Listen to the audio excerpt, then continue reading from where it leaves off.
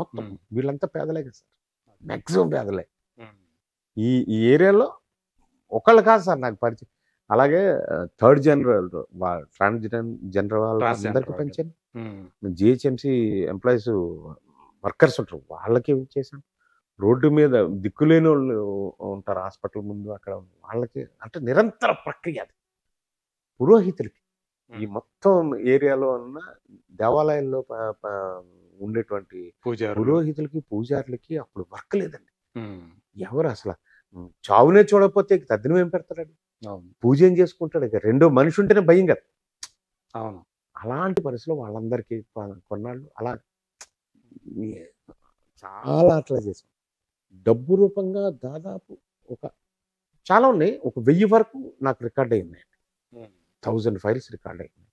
ఏది ఓన్లీ మన దగ్గర నుంచి డబ్బు చేసింది, హాస్పిటల్ కలిపి చేసింది, లేకపోతే మీలాంటి దగ్గర డైరెక్ట్గా ఇప్పించింది. ఇప్పుడు ఫారెన్ నుంచి కూడా కొన్ని ఫండ్స్ వస్తే వాళ్ళకి డైవర్ట్ చేస్తుంటారు, చదువుకునే వాళ్ళు ఎవరు ఉంటారు, వాళ్ళు ఫీజు కట్టాలి, పలానా అమెరికా నుంచి వాళ్ళు వస్తున్నారు, వాళ్ళు అలాంటివి చాలా ఉన్నాయి. ఉమ్. అలాగే మన Shivaji, hero Shivaji, Bigg Boss, అవును. అతను ఒకరోజు 1,00,000 రూపాయలు పంపించాడు, అప్పుడు పంచాం. ఉమ్. ఒకరోజు 5 లక్షల రూపాయలు పంపుతున్నాను అన్నయ్య నీకు, ఉమ్. నాకు తమ్ముళ్ళలాగా, నువ్వు 5 లక్షలు పంచుతున్నప్పుడు దీన్ని కొంచెం ఎక్కువ సర్వీస్ ఇచ్చే దీనిలో పెడుతున్నాను ఉమ్. అంటే, నీ ఇష్టం అనే, నీకు ఇస్తున్నా కదా, నీ ఇష్టం. ఉమ్. అంటే నేను ఒక 3 లక్షలు వేసి దాన్ని ఒక అంబులెన్స్ రెడీ చేసి ఓ. ఇప్పుడు తిరుగుతుందండి అది. దాని మీద హీరో శివాజీ ప్రెజెంట్స్ అని ఉంటుంది, ఓ. నా బొమ్మతో పాటు ఉమ్. మా తమ్ముడు ప్రజెంట్ చేసాడని ఉంటుంది. తను బిగ్ బాస్కి వెళ్ళిన రోజు ఆ. తన ముఖం పెట్టేసి స్టిక్కర్ ఒకటి రిలీజ్ చేసావు నువ్వు, అందరికి పంపించావు. నాకు కూడా వచ్చింది. వెళ్తున్నప్పుడు నాకు బిడ్డలాగా సార్, నాకు తమ్ముళ్ళలాగా, నాకు సొంత మనిషి ఉమ్. శివాజీ. అతను బిగ్ బాస్ లోకి వెళ్తున్నాడంటే నాకు ఆనందం కదా.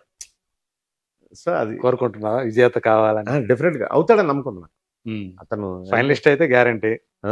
టాప్ 5 లో అయితే ఉంటాడు. ఉంటాడు, డెఫినెట్ గా ఉంటాడు. ఎందుకంటే విన్నర్ కూడా అవుతాడనే విన్నర్ నా నమ్మకం. అతను చాలా క్లియర్ అండి, ఉమ్. క్లియర్. చూస్తుంటాను మాక్సిమం తన గురించి వస్తుంటాను, బట్ అసలు యాక్చువల్ గా అంత ఫాలో అవ్వను తన గురించి. తన ఇదంతే, తను చాలా క్లియర్ వరకు ఎప్పుడు చూసి ఉంటారు మీరు. తన గురించి చూస్తున్నారా? అంతే కొన్ని అంటే చిన్నబాబు వచ్చినప్పుడు కొంచెం బాగుంటది, ఎన్టీఆర్ వచ్చినప్పుడు కొంచెం సరదాగా అది కొంచెం ఫాలో అయ్యి ఉంది. బట్ ఎన్టీఆర్ అంటే బాగా ఇష్టం నాకు. ఫస్ట్ ఎపిసోడ్ తనే కదా. అవును, ఎన్టీఆర్ అంటే బాగా ఇష్టం, ఫస్ట్ సీజన్ కి. ఫస్ట్ అయితే అలాగా అంతే తప్ప, అలాగని నేను ఎప్పుడు నాకు వేషం కావాలి బాబు ఇంటికి వెళ్ళి, బహుశా 3-4 సార్లు అనుకుంటే ఇప్పటి వరకు 5-6 సార్లు బర్త్డేలకి అపీర్ అయ్యాను అతని దగ్గర. లేకపోతే నేను అదే బిగ్ బాస్ దాని మీద మంచి ఒపీనియన్ ఉందో, చాలా మంది విమర్శిస్తుంటారు కదా. విమర్శ ఉండాలండి, ఉంటేనే వాళ్ళు జాగ్రత్త ఉంటారు. నారాయణ ఉన్నాడు కదా, సిపిఐ నారాయణ గారు, ఆయన దాని గురించి ఏం మాట్లాడతారో మనకు తెలుసు కదా. అది అంటే అపరిచితుల్ని, ఒక కుటుంబానికి సంబంధించిన వాళ్ళు కాదు వాళ్ళు, కొంతమంది అసలు పరిచయాలు ఉండవు, తీసుకొచ్చి ఒక 15 మందినో 20 మందినో ఒక రూమ్ లో బంధించేసి అక్కడ ఏం జరుగుతుంటది ఏంటి, అలా ఉంచొచ్చు, కరెక్ట్ కాదు కదా అని ఆయన అంటుంటాడు. అంటే అలాంటి అభిప్రాయాలను కూడా ఓకే చేస్తూ కొన్ని వీడియోలు బయటకు వస్తున్నాయి, అక్కడి నుంచి వస్తుంటాయి కదా. ఆడపిల్ల పిచ్చి మాటలు తిట్టడం అదొకటి, కొంతమంది బ్రేకప్లు కూడా జరిగిపోవటం. మరి లాస్ట్ సీజన్ లో కొంతమంది ఉంటే దాకా వాడు లవర్స్ అనుకున్న వాళ్ళు విడిపోయిన కూడా మనం చూసాం. సో అంతర్గతంగా వెళ్తే అలాంటివి ఉన్నాయి సమస్యలు, బట్ అదొక గేమ్ కాబట్టి, అదొక నడుస్తుంది కాబట్టి, చేస్తున్నది ఇది కాబట్టి, అలా చాలా టీవీ కార్యక్రమాల మీద అభిప్రాయం ప్రేక్షకులకి ఉంది, ముఖ్యంగా ఆడవాళ్ళకు ఉంది. కానీ చూస్తున్నారు, రేటింగ్స్ వస్తున్నాయి. సో దాన్ని ఈసారి కొంచెం ఇంకా ఎక్కువ రేటింగ్ ఎక్కువ వస్తుందంట. మరి 7వ సీజన్. అవును, నాగార్జున కూడా ఆయన 4-5 నుంచి 4 సీజన్ నుంచి ఆయనే కంటిన్యూ అవుతున్నాడు. పుల్టా అని ఈసారి కొత్తగా చిన్నబాబు. అంటే మీకు సంబంధించి ఒక అడగాలని ఎప్పటి నుంచి అనుకుంటున్నా, చిరంజీవి గారితో ఎందుకు మీరంటే గిట్టదంట? చిరంజీవి గారికి ఎవరన్నారు? చాలా ఇష్టం లేదంటే. అవునా? చిరంజీవి గారికి కానీ ఏదో విషయం మీద మీ మీద ఆయన కొంచెం నాగబాబుతో అసలు నాకు కొంచెం ర్యాప్ తక్కువ. కళ్యాణ్ బాబుతో నేను సినిమాలు చేశాను, నా మీద చాలా చక్కటి అభిప్రాయం కళ్యాణ్ బాబుకి. చిరంజీవి గారికి చాలా ప్రేమ నేనంటే. అవునా? చాలా ఇదిగా ఉంటుంది. అంటే ఇప్పుడు మనం అలాంటి పెద్ద మనిషి మన ఇళ్లలో పెళ్లికి శుభకార్యానికి వస్తే బాగుంటుందని అనుకుంటాం. మనం చచ్చిపోయినప్పుడు డెఫినెట్గా వస్తాడు, వచ్చి నా మీద దండేసి వెళ్తాడు, ఆయన వేరే విషయం. అది కాదుగా అయ్యో నా ఇంట్లో పెళ్లి ఎందుకు అయినప్పుడు కూడా అలా వస్తే, ఎందుకు మాట్లాడటం కాదుగా నేనేమంటున్నానంటే, అంటే అంత దగ్గర వ్యక్తి నాకు. మన ఇంట్లో పెళ్ళిళ్ళు కూడా వస్తే బాగుండని చిన్న అభిప్రాయం నాకు. అదే ఆయనతో అన్నా మీరు నేను ఈ కాదు ఏదో ఏదో విషయం మీద ఏం లేదు. చిరంజీవి గారు నాకు నేనంటే చాలా ఇష్టం. ఓకే చిరంజీవి గారికి పవన్ కళ్యాణ్ కూడా జనం మనిషి అంటాడు నన్ను. అవునా జనం మనిషి వస్తున్నాడు, అతనికి సరిగ్గా సీట్ అయింది, సరే జాగ్రత్త అని జనం చుట్టూరు ఉన్న వాళ్ళకి చెప్పేది పవన్ కళ్యాణ్. చాలా ప్రేమగా అభిమానం ఉంటుంది. మీకు ఆయన మీద ఎలాంటి ఒపీనియన్ ఉంది? పవన్ కళ్యాణ్ మీద బంగారం, అంతేనా? బంగారం. రాజకీయం వేరండి, రాజకీయంలో కొడతాడు చేస్తాడు, ఏదో ఏదో విషయం.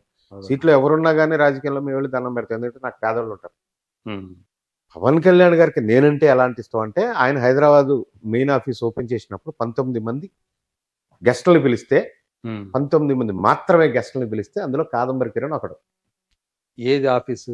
మనం Janasena office Hyderabad office open చేసినప్పుడు ఓకే 19 మంది గెస్టులు. నాకు ప్రశాసన త్రివిక్రమ గారు పక్క తీసుకెళ్లి, మీరు ఇక్కడ వరకు రావడానికి కారణం ఏంటో తెలుసా? చెప్పండి స్వామి. స్వామి అంటాం డైరెక్టర్ గారు. మీ మనం సైతం మీ సేవ, అది కళ్యాణ్ బాబుకి బాగా ఇష్టం అని చెప్పారు. మీ మీద అంత మంచి ఇంప్రెషన్ ఉందన్నమాట. ఆర్టిస్ట్ గా నేను పనికిరాను అనుకోవచ్చు, లేకపోతే ఇంకోటి పనికిరాను, బట్ వ్యక్తిగా నా మీద ఆ ఇద్దరు అన్నదమ్ములకి చాలా అద్భుతమైన అభిప్రాయం. అంటే రాజకీయాల్లో రాణించాలంటే ఎన్ని విషయాలు ఉన్నా కానీ లౌక్యం అనేది ఉండాలి, సందర్భానికి తగ్గట్టు మాట్లాడాలని ఉండాలి కదా. మరి పవన్ కళ్యాణ్ అటువంటిది ఉందంటారా మీరు? అంటే మనకి స్ట్రైట్ ఫార్వర్డ్ గా కనిపిస్తుంటాడు ఆయన, అట్లా లేదు, మాట్లాడేస్తుంటాడు. ఇప్పుడు సమాజంలోనే మనిషి జీవనయానం మారిపోయిందండి, స్పీడ్ యుగం అయిపోయింది. మనం చిన్నప్పుడు ఇలా ఉండేవాళ్ళు, లేకపోతే అప్పుడు రాజకీయం ఎలా ఉండేది, లేకపోతే అప్పుడు సినిమా ఎలా ఉండేది, అప్పుడు ఇంకోటి ఎలా ఉండేది. That is not now. అది దెన్, అప్పుడుది. అది ఇప్పుడు ఈ మారుతున్న కార్యక్రమంలో మారుతున్నట్టే ఉండాలి. కన్ను కన్ను కాలు కాళ్ళు చెయ్యి చెయ్యి అనే విధానం వచ్చేసినప్పుడు అలాంటి ఉన్నవాళ్ళు ఎక్కువగా వెళ్తారు తప్ప, లౌక్యం అనేది ఎప్పుడు ఒక విషయాన్ని పరిష్కరించడంలో ఉండాలి తప్ప దూసుకెళ్ళటంలో లౌక్యం అవసరం. సో డెఫినెట్గా ఇప్పుడు జగన్ లాంటి వాడు అన్ని కష్టాలు వచ్చినా, అన్ని నెలలు జైల్లో ఉన్నా, ఈరోజు ఆంధ్రదేశంలో ఒక ముఖ్యమంత్రిగా 170 సీట్లతో వచ్చారంటే మామూలు విషయం కాదు కదా. ఎవరికి లేదు, 16 నెలలు జైల్లో ఉండి ఎవరికి లేదు కాదు. అలాగా పవన్ కళ్యాణ్కి ఆయనకున్న ఇది ఇంకెవరికి లేదు. అలా చంద్రబాబుకి ఒక రాజనీతి ఉంది అంటే 40 సంవత్సరాల పాటు అది ఎవరికి లేదు. 40 years ఆ స్టేజ్లో ఎవరున్నారు? సో వీళ్ళల్లో ఎవరు గెలుస్తారు ఏంటి అన్నది రేపన్న రోజు వస్తుంది, వెళ్తుంది. But great leaders they are. YS Rajasekhara రెడ్డిని గ్రేట్ లీడర్. ఎందుకంటే రాజశేఖర రెడ్డి గారు నేను చాలాసార్లు కలిసినప్పుడు ఆయనతోటి, ఇప్పుడు ఈ క్యాబిన్లో మనల్ని కూర్చోబెడితే ఈ టీం అందరితోటి ఈ క్యాబిన్లో వచ్చి మాట్లాడినప్పుడు ప్రతి వాళ్ళని పేరుతో పిలిచేవాడు ఆయన. ఆ క్యాబిన్ వెళ్తే ఒక నియోజకవర్గం ఉండేది, ఇంకో క్యాబిన్కి వెళ్తే ఇంకో ఆఫీసర్లో ఉండేవాడు ఆయన. అలాగా ఈ ప్రతిభవన్లోనే మొత్తం అంత యాక్సెస్, అంత ఆలోచన, అంతటి నిర్ణయాలు, అది చేయమంటాం, ఇలా అనటం. Is a great leader. I mean to say, అంతవరకు వచ్చారంటే వాళ్ళకి ఏదో ఉంటుంది, లేకపోతే ఎందుకు రారు? ఎంతమంది పెద్ద వాళ్ళు రాలా?